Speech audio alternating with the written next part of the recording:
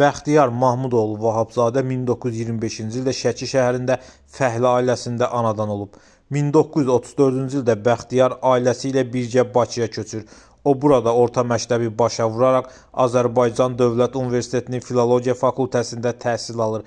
Daha sonra universitetin aspiranturasında saxlanılmış Səməd Vurğunun lirikası mövzusunda namizədlik dissertasiyasını müdafiə edib.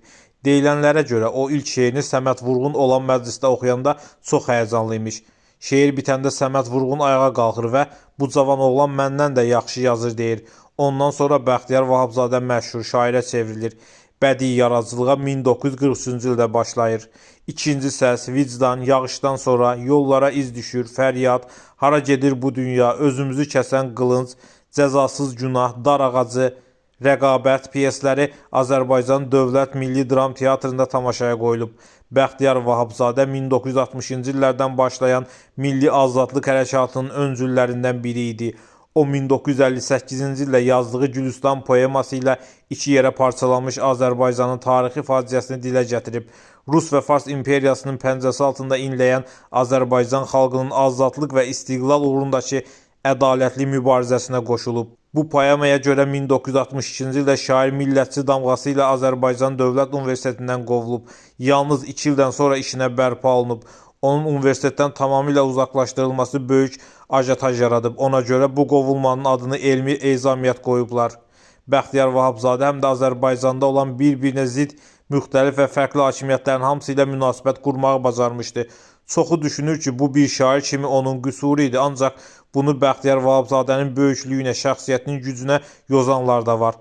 Onun Bakı Dövlət Universitetində dərs dediyi vaxtlar Azərbaycan dilinin qorunması və inkişafı uğrunda danılmaz xidmətlər olub. Müsahibələrində, məqalələrində, hətta şeirlərində Azərbaycan dilinə sonsuz sevgisini bəyan edib.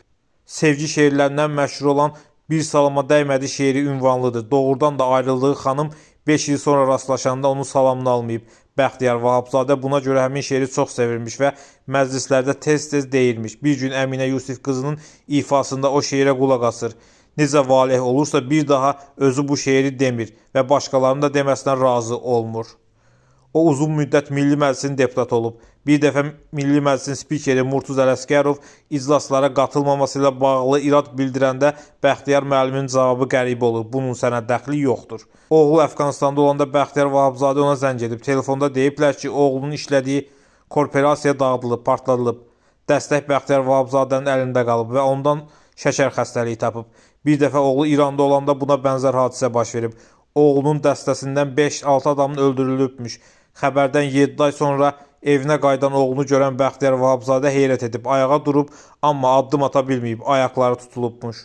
Bəxtiyar Vahabzadə Türkiyədə müayinə olunanda həkim şoka düşüb. Rentgendən keçərkən həkim deyib, bu ola bilməz, sizin ürəyiniz yoxdur.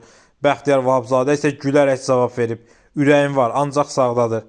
Bəxtiyar Vahabzadə 70-dən artıq şeir kitabının, 2 monoqrafiyanın, 11 elmi publisistik kitabın və yüzlərlə məqalələrin, eləcə də tarixi və müasir mövzuda 20-dən artıq iri həcmli poemanın müəllifidir. Dahi şair 2009-cu ildə fevralın 13-də 83 yaşında uzun sürən xəstəlikdən sonra Bakı şəhərində vəfat edib.